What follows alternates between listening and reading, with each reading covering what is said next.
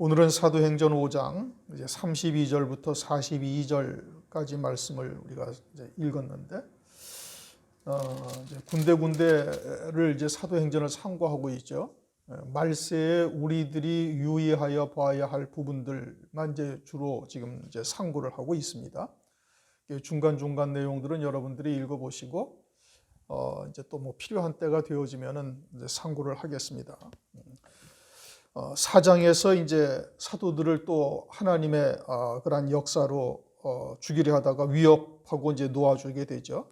그러면서 이제 도무지 예수의 이름으로도 말하지 말고 가르치지도 말라 하면서 놓아주었어요. 그러나 사도들이 사람의 말 듣는 것과 하나님의 말씀을 듣는 것이 무엇이 옳은가? 당연히 하나님의 말씀을 듣는 것이 옳죠. 그래서 보고 들은 것을 말하지 아니할 수 없다 하면서 이제 가르치기를 그치지 않죠. 그러면서 많은 기사와 이적이 따르게 되어지고, 그러면서 이제 믿는 사람의 수가 더해지게 됩니다. 그러자 이제 대제사장과 사두개인들의 당파가 시기가 가득해서 사도들을 다시 잡아왔어요. 다시 잡아왔는데 밤중에 주의 사자가 사도들을 감옥에서 나오게 합니다. 그래서 이제 다음날 대제사장과 사두개인들이 사도들을 신문하려고 감옥에 사람을 보내니까 간수도 그냥 그대로 있고 감옥도 문이 잠긴 채로 그냥 있는데 사도들만 없어졌어요. 그래가지고 이것이 도대체 어찌 된 일이냐, 그렇게 이제 당황하고 있을 때 어떤 사람이 와서 얘기하기를 사도들이 성전에서 하나님의 말씀을 가르치고 있다. 그래가지고 다시 붙잡아 옵니다. 다시 붙잡아 오면서 이제 사도들을 다그치죠. 그리고 28절을 보면은 너희 교를 이 사람 예루살렘에 가득하게 하니 이 사람의 피를 우리에게 돌리고자 합니다. 예수 죽인 것을 우리에게 돌리고자 한다. 다시 말하면 대제사장과 사두개인들이 살인한 자들이다 라고 지금 살인한 자로 만들려고 한다 그러고 있습니다. 그러자 사도들이 이제 30절 31절 말을 한 겁니다. 너희가 죽인 예수를 하나님께서 살리시고 그분을 이스라엘의 왕으로 메시아로 하나님께서 구주로 삼으셨다. 그러면서 너희들이 죽인 예수가 곧 하나님이시다. 그래서 조금도 위축되지 않고 당당하게 그분이 하나님이신 것을 증거하고 있는 것이죠. 그러면서 이제 32절이 시작되는 겁니다. 우리는 이 일의 증인이요. 이렇게 얘기를 해요. 이 일이라 하니까 예수님을 십자가에 못 박아 죽인 것과 부활하신 사건, 그에 대한 일, 이렇게 이제 말씀이 번역이 되어져 있죠. 그러나 요 일이라는 단어가 그런 뜻의 헬라어가 아닙니다. 이 일이라는 단어가 헬라어로 흐레마라는 뜻인데 이것이 말이라는 뜻이에요. 말. 요한복음 6장 63절을 보면 내가 너희에게 이른 말이 영이요 생명이라 할 때 그 말이라는 단어와 똑같은 단어입니다. 그런데 여기서 번역을 일이라고 이렇게 번역을 해놓은 거예요. 그러므로 이 흐레마라는 말이라는 단어가 물론 이게 입으로 말하는 말도 말이고 또 그 속에 담겨져 있는 의미, 또 의지 이런 뜻이죠. 그러니까 말 속에 담겨져 있는 의미라는 것은 곧 하나님 아버지의 뜻이라는 뜻인 겁니다. 그러한 하나님 아버지의 뜻이 영이요 생명이다. 요한복음 6장 63절을 보면 그렇게 말씀하고 있는 것이죠. 그러니 이 일에 대한 증인이다라는 것은 그 말에 대한 증인이라는 것이죠. 그것은 성경에서도 분명히 알 수가 있습니다. 사도들을 옥에서 끌어내어 살리신 것이 이 생명의 말씀을 전하게 하기 위한 것이다. 20절, 5장 20절에도 그러죠. 가서 성전에 서서 이 생명의 말씀을 다 백성에게 말하라. 사도들을 감옥에서 끌어내신 이유가 뭐예요? 생명의 말씀을 전하게 하기 위해서 그러신 것이고, 그리고 또한 28절에도 보면 너희 교, 그렇게 말하죠. 가로되 우리가 이 이름으로 이 사람을 가르치지 말라고 언급하여되 너희가 너희 교라는 것은 이제 예수 그리스도가 나사렛 예수가 그리스도이신 것을 정리한 이와 같은 교리, 구원의 도, 이와 같은 것을 말하고 있는 것이죠. 그와 같이 하나님의 생명의 말씀, 하나님의 뜻, 즉 이 일이라고 번역되었지만 흐레마라는 단어, 말이라는 것은 곧 하나님 아버지의 뜻, 진리 이런 의미인 거지요. 그러한 것에 우리가 증인이다. 우리는 이 일의 증인이요. 우리는 그러한 예수님의 말 또는 예수님의 말씀에 대한 증인이다. 이런 의미인 겁니다. 일이라고 이렇게 번역이 됐는데 그건 번역이 아주 너무 잘못된 거예요. 우리는 이 말의 증인이요. 이렇게 번역을 했어야 되는데 이제 그렇게 번역을 하면은 이제 문맥이 좀 맞지 않으니까 그냥 일이라는 사건, 어떤 뭐 행위 이런 것에 대해서 대한 것으로 이렇게 번역을 했는데 이건 번역을 잘못한 겁니다. 예수 그리스도께서 하신 말씀, 또 그와 같은 생명의 말씀, 아버지의 뜻, 이와 같은 것에 우리가 증인이다 이런 의미인 겁니다. 또한 증인이라는 뜻 역시 단순히 증거하는 자라는 것을 말하는 것이 아니고 증인이라는 말에는 그 어떠한 환경에서도 두려움 없이 그 뜻을 굽히지 아니하는 자를 증인이라고 하는 겁니다. 증인이라는 의미의 이면에는 이제 죽임 당한다 할지라도 이제 같은 순교 뭐 이와 같은 의미가 그 안에 담겨져 있죠. 그러니 설령 죽임을 당하는 이와 같은 자리라 할지라도 굽히지 아니하는 자, 이게 참된 증인이 되는 것이죠. 그리고 지금 사도들의 상황이 어떠한가요? 대제사장과 사두개인 관원들이 죽인 예수님을 그리스도라 증거하고 있고 하나님의 아들이라고 전하고 있어요. 다시 말하면 대제사장이나 사두개인들, 유대 관원들이 살인자라고 지금 말하고 있는 겁니다. 그래서 지난번에도 주기로 했으나 이제 성령께서 함께 하셔서 그들로 하여금 대꾸할 말조차 하지 못하게 해서 그들을 풀어주었는데 또다시 그렇게 예수가 그리스도시고 또 그분이 하나님의 아들이다 뭐 이러면서 가르치고 선포하고 있으니까 이제 죽이려 하고 있는 겁니다. 그리고 사도들도 그것을 모르고 있는 바가 전혀 아니죠. 그럼에도 불구하고 당당하게 대제사장과 사두개인들, 관원들 앞에서 너희가 죽인 예수를 하나님께서 살리셨고 그분이 이스라엘의 임금이고 그분이 구세주다라고 지금 외치고 있는 겁니다. 증인이죠. 죽음을 전혀 두려워하지 아니하고 하나님의 말씀, 하나님의 뜻을 그대로 다 전하고 있는 거예요. 그것이 증인이죠. 그러면서 하나님이 자기를 순종하는 사람에게 주신 성령도 그러하니라.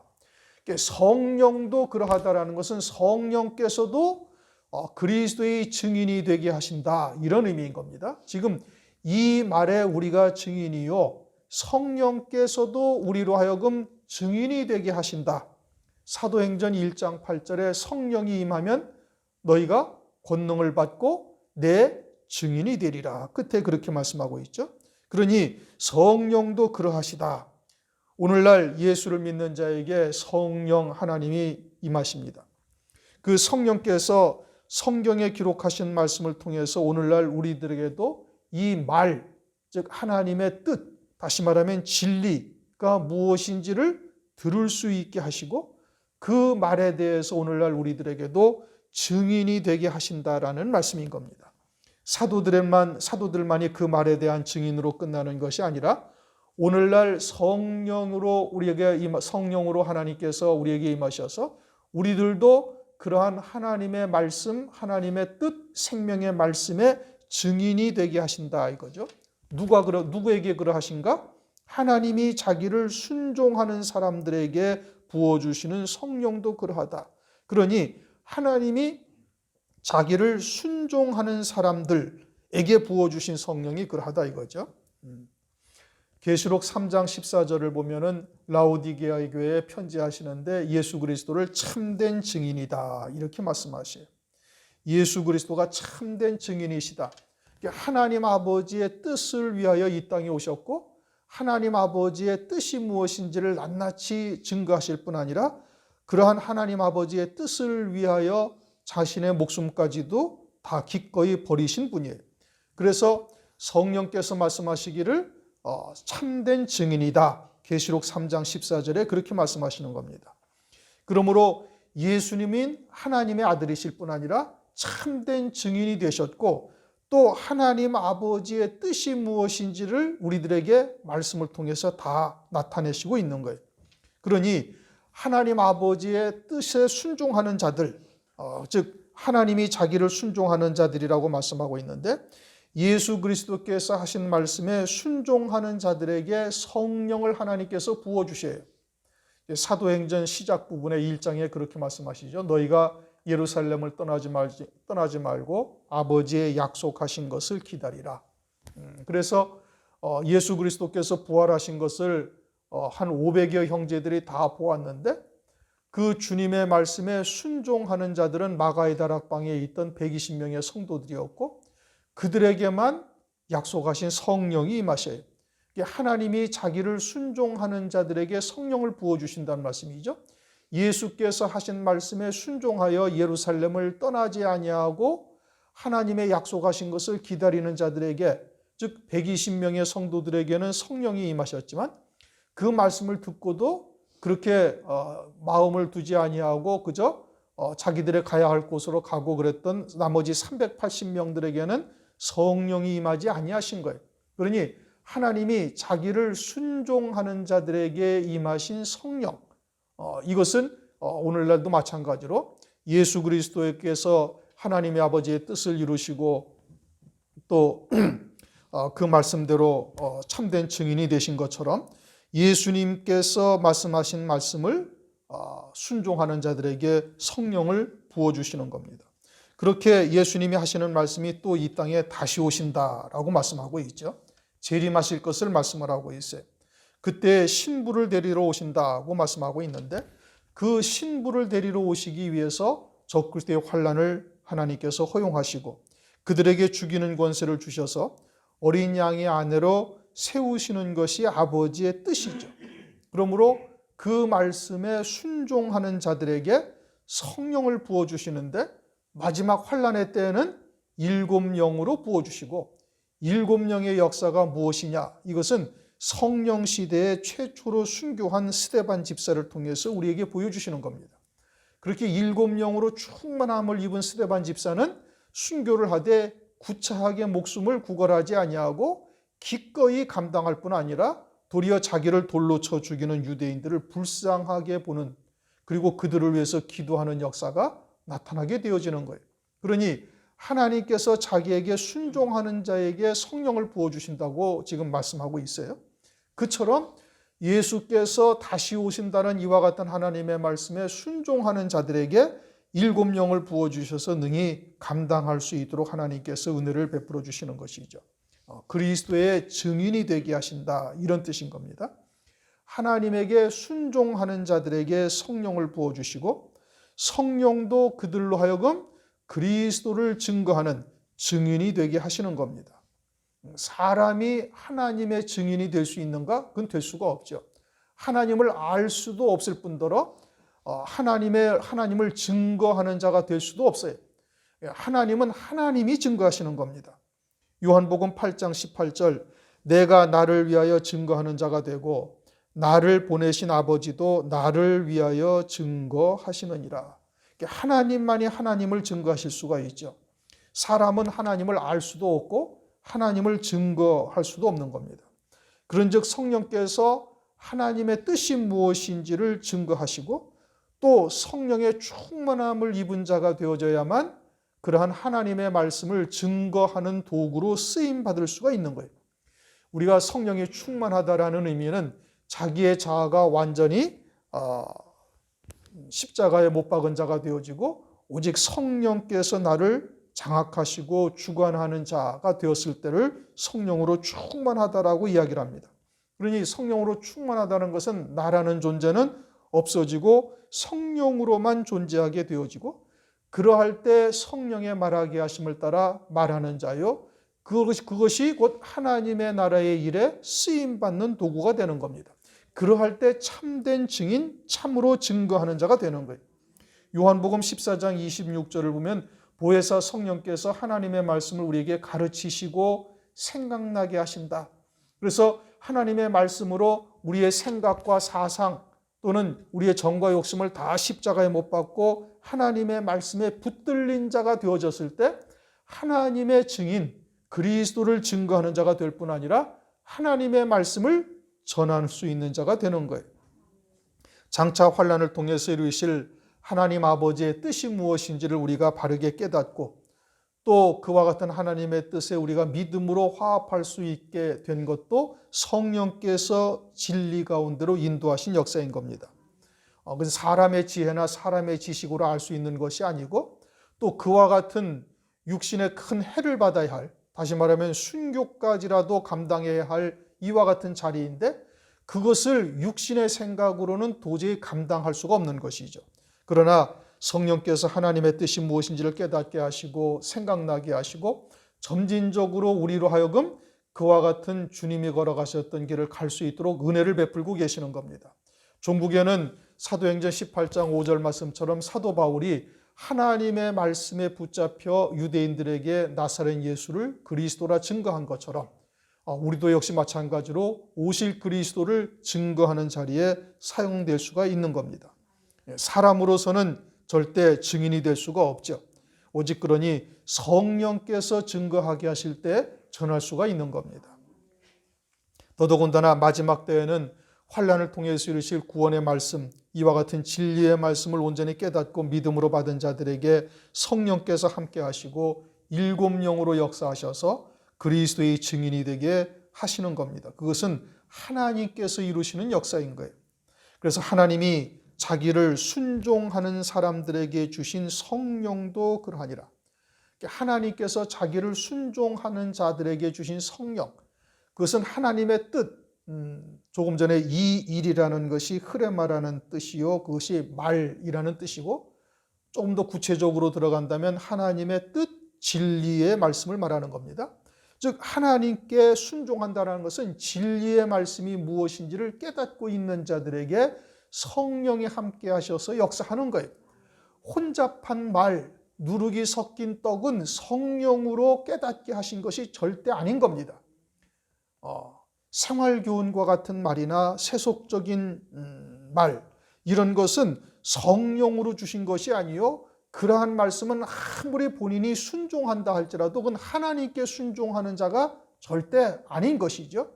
하나님께서 자기를 순종하는 자라는 것은 진리의 말씀을 쫓아 순종하는 자를 의미하는 것이고, 그런 자들에게 성령, 그러한 사람들에게 주신 성령도 그러하다. 즉 성령 하나님께서는 진리의 성령이시고 진리의 말씀이 무엇인지를 깨닫고 있는 자에게 마지막 때 일곱 영으로 충만케 하셔서 그와 같은 순교의 자리까지 이룰 수 있는 참된 증인, 주님께서 걸어가셨던 그 길을 그대로 걸어갈 수 있도록 은혜를 베푸신다 말씀하시는 겁니다. 33절, 저희가 듣고 크게 노하여 사도들을 없이 하고자 할 때, 아니 너네가 죽인 예수가 그리스도요 하나님의 아들이요 그분을 부활하게 하셔서 구세주로 삼으셨다라고 이야기하니까 이제 사도들을 죽이려 하는 것이지요. 그러면 이와 같은 상황이 닥쳤을 때 성령으로 하지 아니하는 자는 바로 이와 같은 자리를 피하고 배도하게 되죠. 육신으로 행하는 자는 자기의 육신의 목숨이 가장 소중한 것이에요. 그러므로 육신의 목숨이 위태로우면 모든 것을 다 포기해버리고 놓아버리죠. 우리가 이것은 베드로를 통해서도, 성령 받기 이전에 베드로를 통해서도 충분히 알 수 있어요. 그러나 성령으로 결박되고 말씀에 이끌림 당하게 되어지면은 그와 같은 상황을 기꺼이 감당하고 증인, 즉 아무리 위태로운 환경이 되어질지라도 그러한 하나님의 말씀에 순종하여 나가는 자가 되는 겁니다. 그러할 때 하나님께서 스데반 집사처럼 하늘에 예비된 영광을 보여주시기도 하고, 우리 요한계시록을 보면은 감추인 만나와 흰 돌에 새겨진 새 이름을 보여주시면서 오히려 기꺼이 감당할 수 있게 하시는 겁니다. 스데반 집사가 그러했죠. 오히려 하늘에 예비하신 영광을 바라보면서 기뻐하며 죽이려는 자들을 위해서 도리어 기도하는 그와 같은 역사가 나타나게 되는 겁니다. 34절, 바리새인 가말리엘은 교법사로 모든 백성에게 존경을 받는 자라. 공회 중에 일어나 명하여 사도들을 잠깐 밖에 나가게 하고. 가말리엘은 교법사, 하나님의 말씀을 가르치는 자죠. 그래서 유대 사람들에게 존경을 받고 모든 유대인들이 다 흠모하며 쫓는 자인 겁니다. 교법사인이 하나님의 말씀의 박사와 같은 존재인 겁니다. 그러한 그가 하나님의 이름으로 행하신 성자 하나님이신 예수를 십자가에 못 박는 일에 찬성한 겁니다. 자기는 하나님의 말씀의 박사요, 정말 유대인들에게 존경받는 율법사인데 또 하나님을 지극히 잘 섬기고 있다, 자타가 인정하는 자인데, 그런데 이와 같은 어처구니 없는 일을 행한 것이죠. 그건 무엇 때문이냐? 그것은 그와 같은 말, 흐레마, 하나님의 뜻, 다시 말하면 진리, 의가 무엇인지를 깨닫고 있지 못하기 때문에 그런 겁니다. 마태복음 15장을 보면 이와 같은 유대인들이 사람의 계명으로 하나님의 말씀을 폐하고 있고 하나님을 헛되이 경배하는 자들이다, 성경에서 말씀하죠. 그러니 문자로는 하나님의 말씀을 가지고 있지만 그 내용, 그 속에 담겨져 있는 뜻, 즉 그들이 알고 있는 내용은 전혀 다른 것이 되는 거예요. 오늘날로 말하면 누룩이 섞인 떡이요 혼잡한 말씀이에요. 문자로는 하나님의 말씀을 다 가지고 있지만 그 해석은 사람의 생각으로 해석을 해서 사람들이 듣기에는 아주 논리적이고 이성적이고 공감이 가고 더더군다나 싫은 말, 듣기 싫은 말들은 하지도 않았죠. 그래서 아주 가려운 곳을 긁어주고 듣기 원하는 말들을 해서 많은 백성들이 따르고 있는 겁니다. 그러니 하나님의 말씀의 껍데기는 가지고 있지만 그 내용은 전혀 다른 것이죠. 그러니 자기들이 바라던 메시아와 오신 그리스도가 전혀 다른 거예요. 그래서 하나님의 이름으로 나사렛 예수를 십자가에 못 박아 죽인 겁니다. 그러한 교법사 가말리엘이 지금 35절부터 말하는 겁니다. 말하되 이스라엘 사람들아, 너희가 이 사람에 대하여 어떻게 하려는 것을 조심하라. 이전에 드다가 일어나 스스로 자랑하며 사람이 약 400이나 따르더니 그가 죽임을 당하며 쫓던 사람들이 다 흩어져 없어졌고, 그 후 호적할 때 갈릴리 유다가 일어나 백성을 깨어 쫓게 하다가 그도 망한 즉 쫓던 사람이 다 흩어졌느니라. 이제 내가 너희에게 말하노니 이 사람들을 상관 말고 버려두라. 이 사상과 소행이 사람에게로서 났으면 무너질 것이요 만일 하나님께로서 났으면 너희가 저희를 무너뜨릴 수 없겠고 도리어 하나님을 대적하는 자가 될까 하노라 하니, 이제 드다와 갈릴리 유다라는 사람이 예수님보다 먼저 이제 자신들이 그리스도니 어쩌니 하면서 유대 사람들을 미혹한 거예요. 그런데 드다나 갈릴리 사람 유다가 다 죽임을 당하고 망하게 되자 쫓던 자들이 다 흩어졌다 이거예요. 그러니 예수도 이미 죽었으니, 그러니 이것이 사람에게서 난 것이면 다 흩어질 것이다. 그리고 만약에 하나님께로서 난 것이라면 지금 많은 유대인들이 쫓고 있으니까 너희들이 도리어 하나님을 대적하는 자로 비칠 수가 있으니 그리하지 말고 그냥 내버려둬라. 그냥 스스로 없어져 버릴 것이다. 지금 이렇게 이야기를 하는 겁니다. 그러면 예수님이나 드다나 갈릴리 유다나 다 같은 사람이다, 이런 의미인 것이고, 또 그 결과 예수께서 증거하신 하나님의 말씀이나 사도들이 증거한 하나님의 나라가 망하고 사라지고 없어지는 거예요? 그렇지가 않다 이겁니다. 왜냐? 그것은 성령께서 증거하신 것이기 때문에 그러는 거예요. 하나님을 순종하는 자들에게 임하신 성령께서 증거하심으로 도리어 하나님의 나라가 더 확장되어져서 온 세상에까지 그리스도의 나라가 퍼지게 된 것입니다. 그러니 성령이 증인이 되셔서 증거하고 계시니 절대 사라지지 아니하는 겁니다. 그러면 재림하실 주님에 대한 진리의 말씀은 어떠할 것인가? 성령이 증인이 되셔서 증거하게 하시는 겁니다. 진리의 성령이시니 진리의 말씀은 반드시 더욱 흥왕하게 될 것이고, 재림하실 주님의 입에서 나온 말씀대로 신부되게 하셔서 재림하실 주님을 맞이할 수 있도록 하나님께서 역사를 하시는 겁니다. 그러한 구원의 역사를 하실 때 가말리엘과 같이 사람의 계명으로 하나님을 헛되이 경배하는 자들, 또 세상에서 그와 같은 사람의 계명으로 존경받는 자들, 유명한 자들을 통해서 하나님의 뜻이 또 이루어지는 거예요. 초림하신 그리스도를 이 사람들이 예수님을 십자가에 못 박아 죽여서 하나님의 뜻을 이루었듯이 또 똑같이 그와 같은 사람의 계명으로 살고 있는 세상에서 유명한 자들을 통해서 마지막 환난 때에 또 순교를 통해 어린 양의 안에 그리스도의 신부로 세우는 일이 또 똑같이 이루어지게 된다, 이런 의미인 겁니다. 요한복음 5장 43절, 나는 내 아버지의 이름으로 왔음에 너희가 영접지 아니하나 만일 다른 사람이 자기 이름으로 오면 영접하리라. 유대인들은 예수님이 하나님 아버지의 이름으로 행하지 아니한 것이 없어요. 또 하나님이 아니고서는 행하실 수 없는 일들을 수없이 행하셨어요. 그럼에도 불구하고 예수님을 영접지 아니합니다. 그러나 다른 사람이 자기 이름으로 오면 영접하리라. 즉 적그리스도가 자기 이름으로 오게 되어지면 영접한다고 하시는 겁니다. 누가 영접해요? 이 가말리엘과 같은 교법사들이나 세상의 유명한 종들, 특히 사람의 계명으로 살고 있는 이와 같은 유명한 자들이 적그리스도가 등장하게 되어지면 그를 추앙하고 영접하고 경배하게 되는 거예요. 그리고는 재림하실 그리스도의 입에서 나온 진리의 말씀, 때에 따른 말씀, 이런 것은 전혀 믿지 아니하는 겁니다. 그래서 초림하실 때와 똑같은 일이 다시 말세에 반복되는 거죠. 물론 그들도 입으로는 재림을 말하고 말세라는 이야기를 다 합니다. 그러나 재림하실 그리스도의 입에서 나온 하나님의 말씀, 진리의 말씀은 전혀 믿지 않는 거예요. 환난을 통해서 순교케 하시고 순교를 통해 어린 양의 안에 그리스도의 신부로 세우신다라는 역사는 전혀 믿지 아니하고 도리어 환난전 휴거나 무천년주의와 같은 성경에도 없는 말을 어거지로 꿰어 맞춘 이와 같은 헛된 말들을 믿는다 이겁니다. 주님이 하신 성경의 말씀은 믿지 아니하고 사람의 계명을 쫓는 것이죠. 그들이 세상에서는 유명한 자요 많은 이스라엘이 따르는 자들인 겁니다.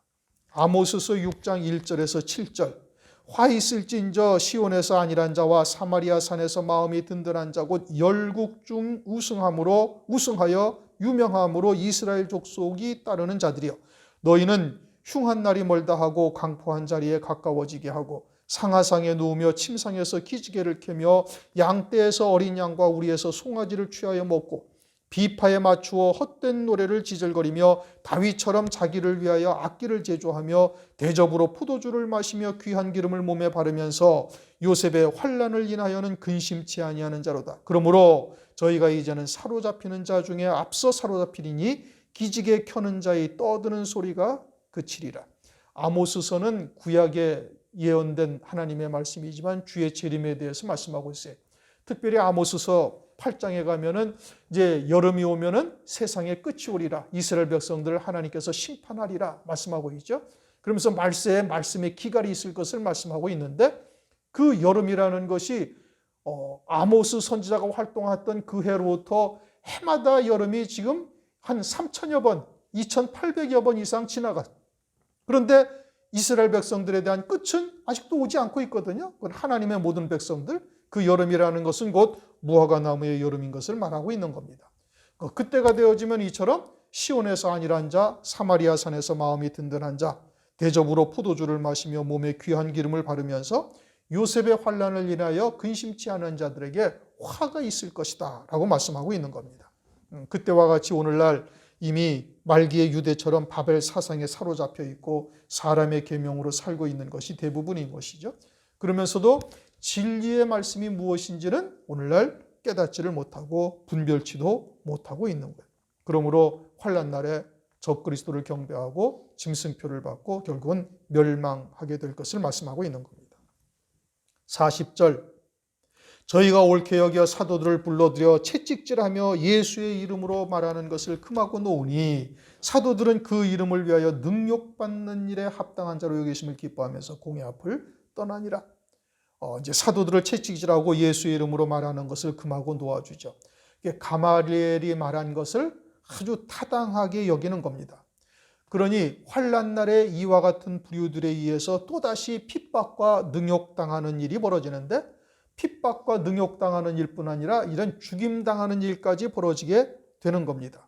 그런데 사도들이 그리스도의 고난에 동참한 것으로 아주 기뻐해요. 그 이름을 위하여 능욕받는 일에 합당한 자로 여기심을 기뻐하면서 그 이름을 위하여 능욕받았다라는 것은 예수님처럼 여김을 받았다 이 뜻인 겁니다. 하나님 아버지의 뜻이 무엇인지를 깨닫고 죽기를 불사하며 순종한 그들에게 하나님 아버지의 뜻을 순종한 예수 그리스도처럼 여김을 받았다. 그 이름을 위하여 능력받은 것을 그렇게 얘기를 하고 있는 겁니다. 오늘날 우리들이 우리 스스로를 생각해 보면 참 보잘것없는 존재들이죠. 믿음이 있다 뭐 어쩌고 하지만 사실은 하나님 앞에 부끄러운 것 투성인 겁니다. 그런데 환란이 되어지면은 성령으로 우리에게 이와 같이 일곱 영으로 충만케 하셔서 하나님의 이름 예수 그리스도의 이름에 능력받는 자로 합당한 자로 세우시는 역사가 나타나게 되어질 것을 말씀하고 있는 거예요. 그리스도의 이름으로 능력받는 자로 세워주신다라는 의미는 뭐냐? 그것은 그리스도의 증인이 되었다라는 의미인 겁니다. 계시록 22장 17절을 보면은 성령과 신부가 말씀하시기를 오라 하시는도다. 듣는 자도 오라 할 것이요 목마른 자도 올 것이요 또 원하는 자는 값없이 생명수를 받으라 하시더라. 성령과 신부가 말씀하셨다라는 뜻인데 성령께서는 어떻게 말씀하셔요? 신부된 자에게 안에 함께 하셔서 신부된 자를 통해서 하나님의 말씀을 전하는 겁니다. 다시 말하면 하나님께 순종하는 자들에게 부어주신 성령께서도 그리스도의 증인이 되게 하신다. 지금 우리가 32절이 그거죠. 우리는 이 일의 증인이요 하나님이 자기를 순종하는 사람들에게 주신 성령도 그러하니라. 그러니 계시록 22장 17절 성령과 신부가 말씀하시기를 이라는 의미는 성령이 그 안에 계셔서 그리스도의 증인으로 세우셨음을 말하는 겁니다. 그것이 성령과 신부가 말씀하시기를 이라고 이제 표현해 놓은 것이죠. 성령과 신부가 함께 증인이 되어 증거하는 것이고 그것은 다시 말하면은 그리스도의 이름으로 능력받는 자로 합당한 자가 되었다 이 뜻인 겁니다. 그와 같은 은혜가 환난 날에 이제 하나님의 진리의 말씀을 갖고 있는 자들에게 임하게 되어질 것입니다. 42절 저희가 날마다 성전에 있든지 집에 있든지 예수는 그리스도라 가르치기와 전도하기를 쉬지 아니하니라. 아주 담대하죠. 그런 말 증거하지 말라고 채찍질 당하고 두들겨 맞고 나왔는데도 불구하고 예수를 그리스도라 증거하고 있는 거예요. 그것은 초림하신 그리스도를 증거한 겁니다. 그 일의 증인이 된 것이죠. 그럼 오늘날 이제는 우리는 무엇을 증거해야 되는가? 이제는 재림하실 그리스도를 전해야 되는 거예요. 더더군다나 시대의 표적을 보고 주의 재림의 때가 아주 임박하다라는 것을 우리가 이미 익히 알고 있으니 이제는 때를 얻든지 못 얻든지 성령께서 증거하게 하실 때 우리에게 주신 말씀을 담대히 증거할 수 있는 자가 되어야 되는 겁니다. 사도 바울도 2000년 전에 주의 재림을 증거했어요. 고린도전서 16장을 보면 마라나타라는 단어 16장 22절인가 아마 그럴 겁니다. 마라나타라는 단어를 쓰셨는데 주께서 곧 임하시리라 이런 뜻인 겁니다. 그게 언제적 얘기예요? 초대교회 때 얘기예요. 지금부터 2000년 전에 사도 바울이 여러분 데살로니가 전서를 보면은 5장까지 있는데 매 장마다 끝에 주의 재림을 말합니다. 그냥 한 장에서 또 주의 재림, 1장 끝에 주의 재림을 말하고 2장 끝에도 말하고 3장 끝에도 말하고 4장 끝에도 말하죠. 주께서 큰 호령과 천사장의 나팔 소리로 오실 것을 4장, 5장 끝에도 말씀하십니다. 데살로니가 전서가 5장까지밖에 없는데 매 장마다 주의 재림을 말하고 있어요. 초대교회 사도들도 그와 같이 증거하고 그때의 형제들이 다 주의 재림을 소망하며 세상과 나를 십자가에 못 박고 믿음으로 사는 거예요. 그로부터 2000년이 지나서 오늘날 시기, 때와 시기, 사도행전 1장 7절에 때와 시기, 기한이라고 말씀해요. 때와 기한은 아버지의 권한에 두셨다 이렇게 말씀하셨는데 그 때와 기한이 이미 다 찼음을 우리가 성경을 통해서 이미 말씀을 우리가 확인해 봤죠. 그러면 오늘날 우리는 어떻게 해야 돼? 재림하실 그리스도에 대해서 가르치기와 전도하기를 쉬지 아니하여야 될 것을 말씀해야 되는 것이죠. 그런데 베드로후서 3장 3절에 이렇게 말씀하시요. 먼저 이것을 알지니 말세에 기롱하는 자들이 와서 자기의 정욕을 쫓아 행하며 기롱하여 가로되 주의 강림하신다는 약속이 어디 있느뇨? 조상들이 잔으로부터 만물이 처음 창조할 때와 같이 그냥 있다. 오늘날 교회들의 모습이 다 그러한 겁니다. 말세라는 말은 하지만 전혀 말세에 전혀 마음을 두지 아니하고 주의 재림이 얼마나 심각한지에 대해서 전혀 생각지도 아니하고 있어요. 시대의 표적을 우리가 볼 수 있는가, 분별할 수 있는가? 그러하다면 이제는 담대하게 주의 재림이 문 앞에 이른 것을 증거해야 되는 겁니다. 어떠한 핍박과 또는 멸시, 비난이 있다 할지라도 전해야 되는 거예요. 전에 있던 노회에서 저는 말씀을 증거할 때마다 항상 마지막 때에 대한 이야기만 했어요. 그러니까 어떤 목사님이 저한테 그러더라고요. 김 목사님은 딱 말씀의 초점이 주의 재림에 다 맞추어져 있다고. 당연히 그래야 되는 것이죠. 왜냐? 오늘날 시대가 그러하니 당연히 그렇게 증거해야 되는 거예요. 그렇게 증거해서 받는 능욕이 있다 할지라도 오히려 기꺼이 감당하며 나갈 수 있어야 되는 겁니다. 아무 말도 하지 않으면 아무도 비난하거나 핍박하거나 조롱받을 일도 없고 죽임당할 일도 없어요. 그러나 그것은 우리가 말세에 하나님의 말씀을 받은 자로서 하나님의 말씀을 믿는 믿음 또는 성령으로 사는 자가 아닌 겁니다.